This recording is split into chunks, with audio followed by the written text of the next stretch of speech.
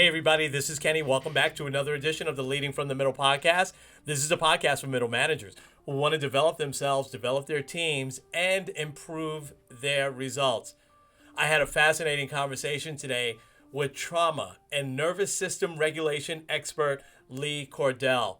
And Lee talked a lot about how trauma can really impact employees, impact employee turnover, but also how much it can impact leaders, especially if you don't check it and you don't get it under control. She gave advice on what leaders can do to get out of stressful situations or help them through stressful situations, how leaders can create those safe spaces that employees and customers really want. So much more. We talked about emotional intelligence as well. You don't want to miss a second of this very important conversation. Let's get at it. This episode is brought to you by Kitcaster. Kitcaster books you on top podcasts. How do funded startup founders attract prospects and talent? Podcast interviews. How do entrepreneurs with exits find new deals?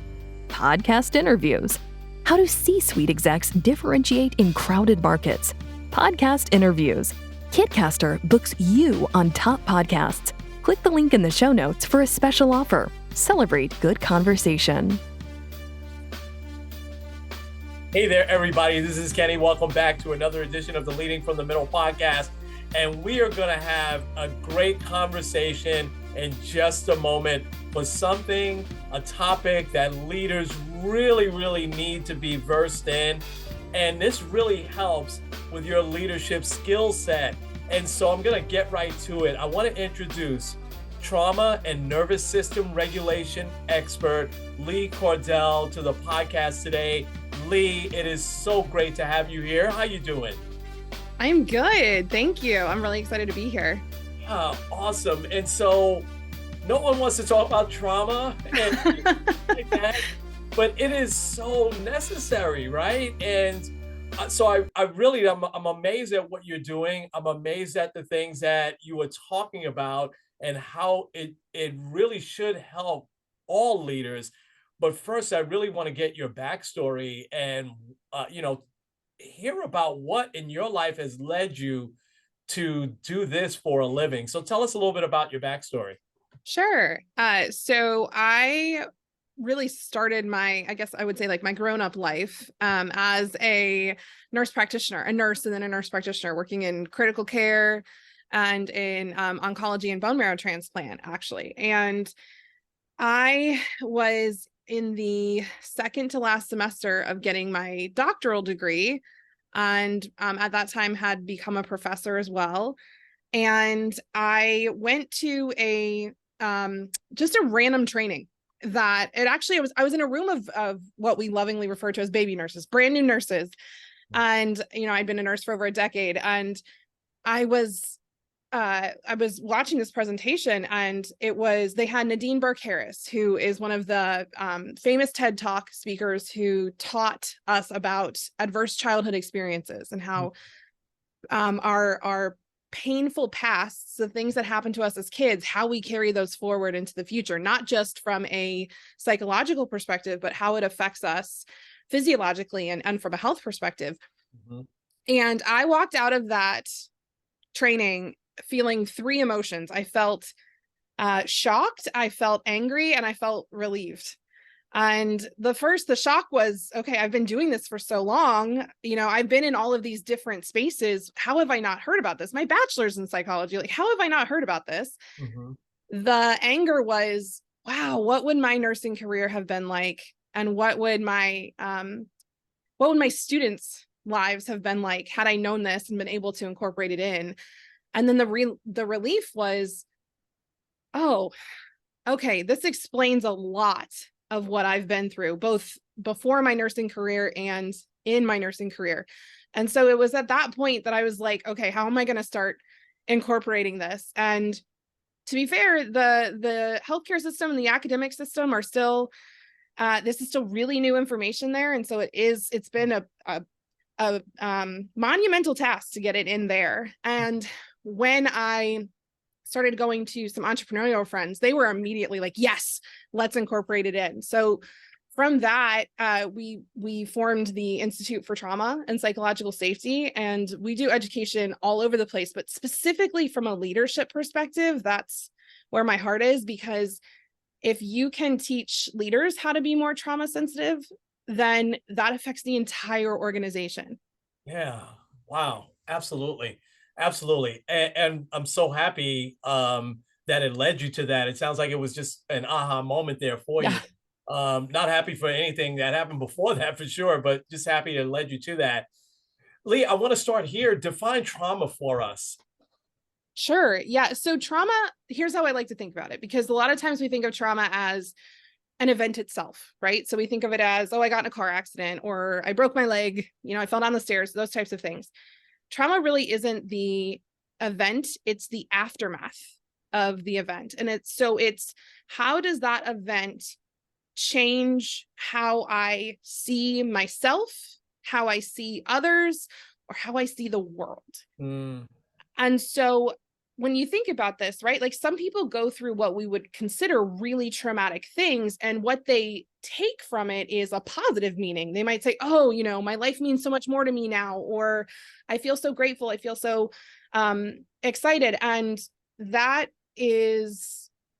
really, there's not a lot of trauma there. There's not a lot of residue or aftermath, versus other people might go through that exact same thing, and it really may negatively affect how they move through the world from that point forward, or how they see it. And so really it's not about the event, it's about how did this event affect this particular person, and how can we help them really redevelop a more positive meaning from what's happened. Wow, that's a great definition. You really broke it down for us there. Now I want to get to how do leaders start to even have a conversation, Lee? Where do leaders really start? I imagine some questions, and I saw something I think on your site that said instead of asking, what's wrong with you, ask what happened, to Yeah. you. I think that's a great place to start. But what are some other practical things that leaders can do to really just start the conversation? I think the first thing is internal, right? It's looking at how have I been maybe negatively affected by some things in my past, and how am I bringing those into how I'm leading and communicating, connecting with other people? So an example would be, if you're looking at your employee retention, and you're noticing that you have a lot of employee turnover, right? A lot of times what we do as leaders, we want to go, okay, like, what's going on in HR? What's going on? Like, are the benefits good enough? Are we paying enough? All of these things. And it's helpful to take a step back and look and go, okay, how am I choosing who we hire? Is there maybe something about specific hires that I'm avoiding specific type of people because they remind me of someone or something from my past? Or am I really quick to fire people because I learned in my childhood that if I trust people for too long, I always get hurt worse in the long run. So I fire at the drop of a hat, right? Wow. A lot of times when we look at the big places that leaders care about from a return on investment standpoint, your client satisfaction, your customer satisfaction, your employee retention, when we look at those things, we can often go back and find a place in the leadership structure where somebody has some sort of thing that is affecting the decisions that they're making. Yeah. And that thing, quote unquote, is influenced by some things they've gone through in the past. And so if we can change the meaning of what they've gone through in the past, that changes how they show up as a leader. Wow.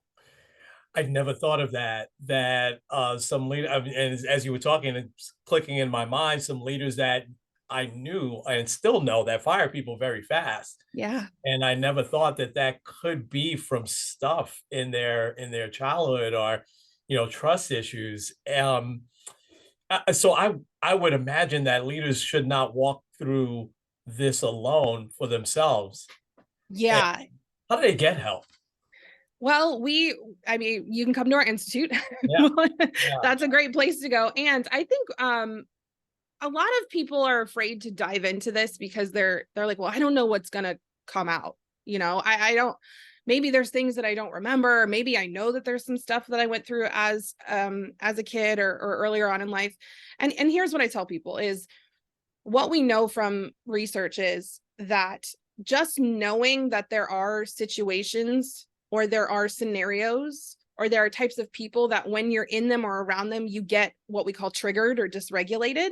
Your nervous system gets kind of nervous. Yeah. Pardon the pun. If we can just identify what those are, we can actually just work with that. Yeah. So a lot of this actually can be done on your own once you understand, okay, this is how I identify when I am in a more triggered or activated, dysregulated state, meaning my nervous system thinks something's wrong out here. And so it's not going to respond logically. It's going to respond like we're being threatened. How can I recognize when I'm in those situations? And then how can I calm down? Yeah. How can I get myself back to a calmer state? That shifts our brain from a state of, oh my gosh, I have to fix this immediately, urgency, to, okay, hold on, let me calm down, let me get curious, let me get intentional. And so it sounds really simple. And if our leaders can do this consistently, this will change the organization and the culture of the organization dramatically. No question. No question. You just gave some real great advice on how leaders really can help themselves. I think that's certainly a great place to start. And now I want to shift because I was also thinking about how how much HR rules like play into this as now the leader is trying to help the employee. I know there were times where someone would want to speak to me and we'd sit down and they start to reveal some really personal stuff. And I'm like, man, am I supposed to be listening to this right now? Am I crossing any lines? What's some advice there on how leaders can really, truly get other employees the help that they may need? Yeah, it's helpful to have somebody in your corner that has the legal and the I guess I'd say psychological capacity to say, hey, like we can handle this in-house versus, hey, I like to say we gotta phone a friend. Yes. So one of the things that we do with a lot of the organizations that we work with is we will ensure that they've got a trauma-informed person in HR on their staff, like in those conversations with them, that everybody understands this person is here because they are here to make sure that you get taken care of. And and we also have to build trust around that, because a lot of people aren't used to, oh, there's somebody who is from HR in the room, I'm automatically going to feel tense and nervous. Yeah. So sometimes it's a liaison between, it's a person who's connected to HR and it's a person that's not in HR. So they've got the knowledge and the capacity that a lot of the HR representatives do, and yet they're removed from that situation. So it's really about making sure that you have a way for your employees to come to you and feel like they can trust coming to you. And that your capacity of, okay, this conversation's gone outside of what I feel comfortable with, and we have a plan for that. We have a person for that. Yeah. Wow. I guess avoidance is not an option here, man. No. And funnily enough that you bring that up, there are 4 main threat responses that humans have to, anything outside that feels scary. And one of them is, we call it flight. And flight is avoidance. Flight is like, oh, I don't want to deal with this. This is really scary. I'm just going to pretend it's not existing. Yeah. And a lot of leaders do that out of habit. And it can be really damaging, because if we pretend a problem isn't a problem when it's small and we like put the blinders on, it can grow really big, really fast. And then you can't avoid it. Yeah. And then we wonder why we have, employees leaving and a revolving door. Yeah. And so I think what you just said is so dead on. I want to shift a little bit because when I think of trauma, and people in my life that I've known that has had trauma in their life, they tend to feel unsafe a lot of the time. And so and one of the things that I saw that you had put that is so important for leaders to create a safe workspace Yeah. for their employees as well as their customers. Tell us some hints and tips on how leaders make that happen and create that safe space for them. Sure. So here's actually a great tip that I love to give right off the bat. If you are, as a leader, you are referring to your team or your organization as a family, Mm, invitation to stop, mm, wow. because your definition of family is not many people's definition of family. Wow. Wow. Oh, no, Yeah. go ahead. I Oh got something yeah. to say about that. That's great. Okay. Yeah, if I grew up in a house where there was Yeah. domestic violence or interpersonal violence, and you're saying, "Oh, we're a family," I'm thinking, "Oh, so we're going to fight all the time, Yes. and like we might hurt each other." And now, some people say, "Well, come on, like we know that it's an organization." Yes, the point is that you're using a term that logically we understand what you're trying to say, and subconsciously, this person's nervous system, when they hear family, their body is remembering and sensing some different things. Yes. So language really matters here. If you're going to use a term, we've got to define it for people. So when I, as the leader, say family, this is what I mean. And it's more, even we're a team, right? All of these things, some people might think, okay, well, when I'm on a team, when I was on a team before, I used to compete all the time. So that means I'm competitive with my coworkers, not collaborative, right? So we might need to re-establish the definition of, when I say team, I mean that we're all working together for a collective goal versus we're all trying to get the captain's spot. Yeah. Yeah. So yeah, so explaining, it's a lot of times we make assumptions that people understand what we're saying. Mhm. And so making those definitions, redefining these things, and saying it over and over is really important. Mhm. So I would say, like, that's the biggest shift that I think people can make quickly. Mhm. The other piece is that we really want our organization, anyone in our organization, whether that's our employees or our customers, to trust us. Mhm. And there's 4 components to trust. So Mhm. there's 2 cognitive components and 2 what we refer to as like affective or emotional components. Mhm. And what I see is most organizations focus in on the cognitive piece, which is we're a capable organization, right? Or I'm a capable leader. I know what I'm doing, and I'm a consistent leader. So you Mhm. can expect the same thing from me. Mhm. A lot of organizations and leaders will then use terms that are used in the effective trust arena. And when it comes to actions, the actions won't match the language. So effective trust is, I'm going to be honest with you, and I'm going to be compassionate towards you. I'm going to care about you. So if we say we're a family, I'm going to care about you. You matter to us. You're important. And yet, here's an example. When I was working as a staff nurse, the organization that I worked at said those things all the time. We really care about you. We want you to come to us when you have a problem. Well, I was pregnant with twins, working in an ICU, got kicked in the stomach by a psychotic patient. Now, not their fault. They are very, very sick. Mhm. Walked out of the room, said, I can't, I'm not going back in there. Y'all need to switch this assignment up because I'm not doing that. Yes. I got called into my manager's office the next day. Wow. I received heat for that decision. And so in that moment, right then, effective trust is gone, because you can tell me you care about me.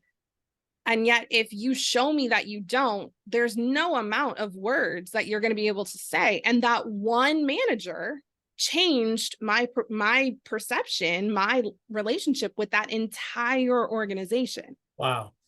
Wow. So we really need to make sure that if we're saying these things, that we mean them, and then look at our policies and procedures and look at how we're training our management and ensure that what they are doing matches Yes. what we're saying. Absolutely. And once it's gone, it's gone. It's so much Yeah, harder to get back. yeah, Um, it's so much harder to get back, especially if it wasn't firmly established in the first place. yeah, yeah, absolutely. Lee, we've got to shout all the things you just said from the mountaintop. What great advice.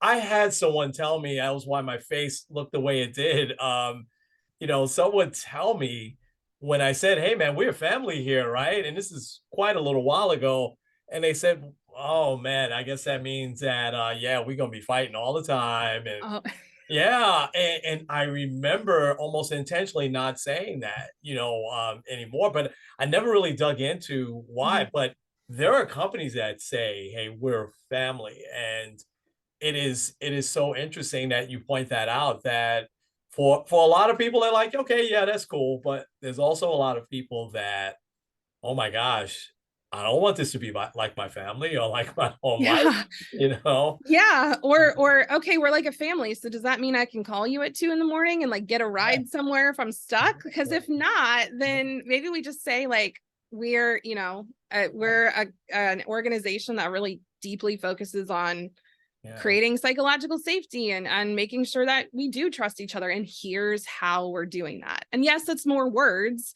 Mhm. It's also more effective. Yeah. And you really have to be careful and define, like you were saying about teamwork, and what does that really mean? This is what it's going to mean for us, you know? Yeah. Just phenomenal stuff. I want to ask you just a couple of more things. Yeah. One about how do leaders, what's a couple of hints and tips for leaders to kind of navigate through stressful situations? Mm. I'm shorthanded at my restaurant. I've got a long line of people screaming at me. What are some hints and tips for them to be able to walk through that? Yeah. So first is you learning a way to regulate yourself, right? So we have something we teach at the Institute called the 10-second protocol, and it sounds way fancier than it is. It's you get yourself in a space where you feel safe to do this, where you're like, oh, people aren't going to look at me funny. The bathroom's a great place, or like the freezer in a restaurant, right? And you're going to squeeze your whole body for 5 seconds, like every muscle at the same time, head to toe, whatever feels safe for you. Don't pass out. And then you're going to relax for 5 seconds. And then you're going to take 3 breaths, and you're going to like roll out or stretch out what feels tight or sore or stiff. Sometimes I'll, do like a big clearing breath. And then you can repeat that up to 2 times. If you do that for 3 total rounds, it takes 1 minute.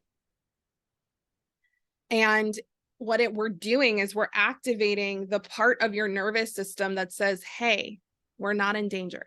Mm-hmm. I know that what that person just said, like, made us think we had to fight, and they're not a threat. We're not in danger.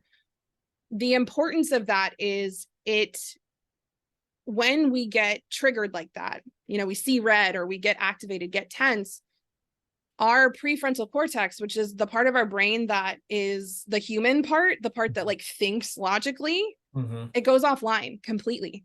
Mm. So this is Wow. why if you've ever been in an argument with somebody, you're doing something and it's been like a minute and you're slowly starting to have the realization, you're like, I may not be right here. Mm-hmm. That's your prefrontal cortex getting blood again and coming back online and being like, hey, buddy, stop. Like, this is not Wow. what we want to be doing. Wow. So if we can notice, oh, I'm going to that place, we can remove ourselves, we can get ourselves back to calm and get that prefrontal cortex back online, you're going to make different decisions Mm-hmm. from that state. And so one of the things, I do this with my kids, I do this with my team, I do this everywhere. My kids are 10 and 12 and they know. They're like, do you need a moment? I'm like, yes. I'm like, I'm going to take a moment and I'll be right back.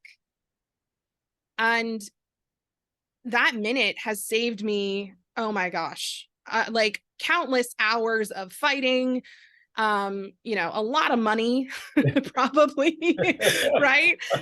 Because I haven't done things in a reactive manner. So that what I would say is the first thing is like, and there's other techniques out there that work. Yeah. But find something that works for you.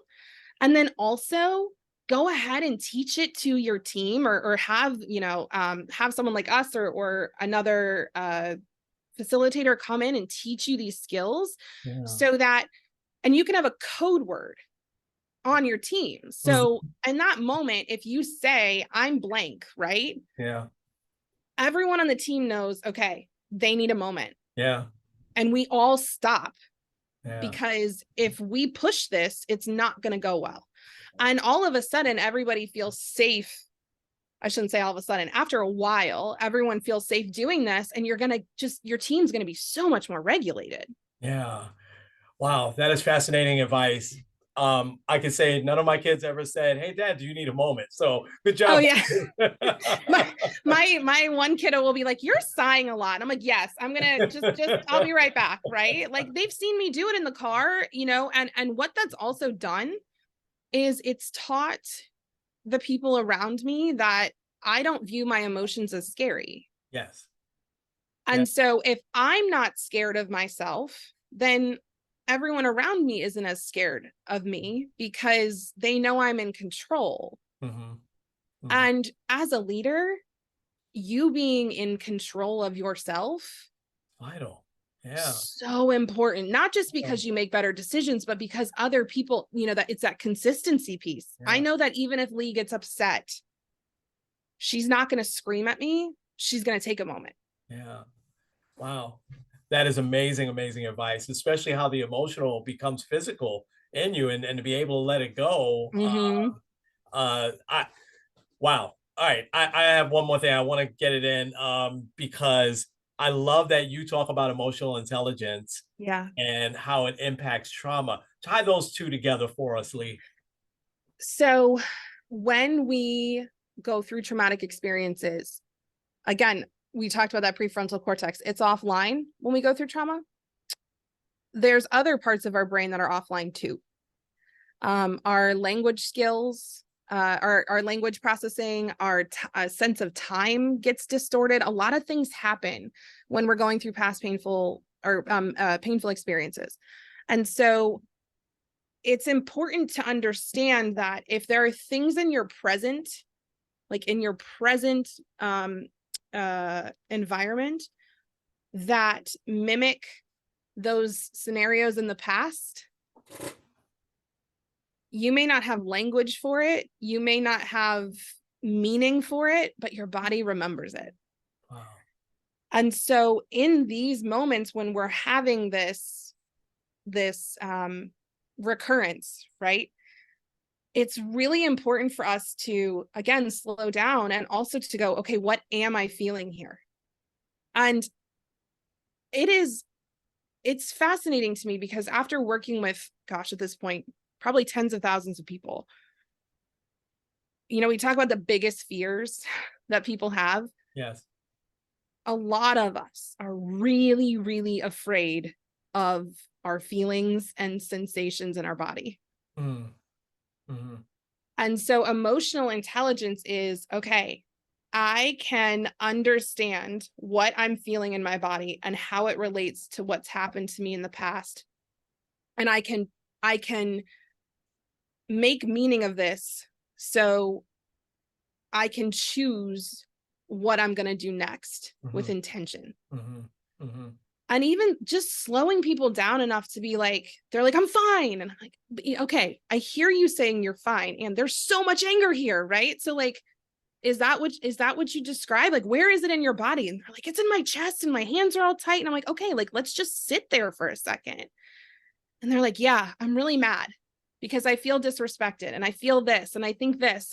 And then they go, but actually, you know what? This person wasn't really disrespecting me. They just reminded me of how my dad used to say this to me. And so like, maybe I just need to calm down and go apologize. And all of a sudden it's been, I don't know, 2 minutes, 5 minutes, and they've processed through this whole thing and can go out and make a different choice. So that's why it's so important to understand how trauma affects our emotional intelligence, because then we can choose to make different choices around it. Wow. That is the best definition of emotional intelligence I've ever heard, and the way you tied it back in so practically. This has been fascinating, and I have to say the work that you're doing is so important, and please, please, please keep doing it. This is just so much learned over this half hour. This is going to be the most important question I ask you for the leaders to listen to. Yeah. Let everyone know how they can get in contact with you. So we have a website, Yes. institutefortrauma.com. There's a contact form on there, or you can just email us directly at hello@institutefortrauma.com. Okay. I live on Facebook. My kids like to make fun of me for that, but I'm on TikTok too. But I live on Facebook. My team and our organization lives on LinkedIn, so you can find us there as well. Okay. All right. Perfect. And I'll make sure all of that is out there in the show notes, folks, in case you miss any of that. Lee, God bless all the work you're doing, and please, please continue it. This was fascinating, and leaders need this, especially today. Especially today. And I thank you for the time that you gave today, and all of the wisdom and just all of the great hints and tips you gave the leaders that'll be listening to this today. So thank you so much. I hope to connect with you again. Yes, thank you so much for having me. Oh, no question. Well, folks, we're going to leave it there. This has been Kenny and Lee. This has been the Leading from the Middle podcast. We'll talk to you real soon.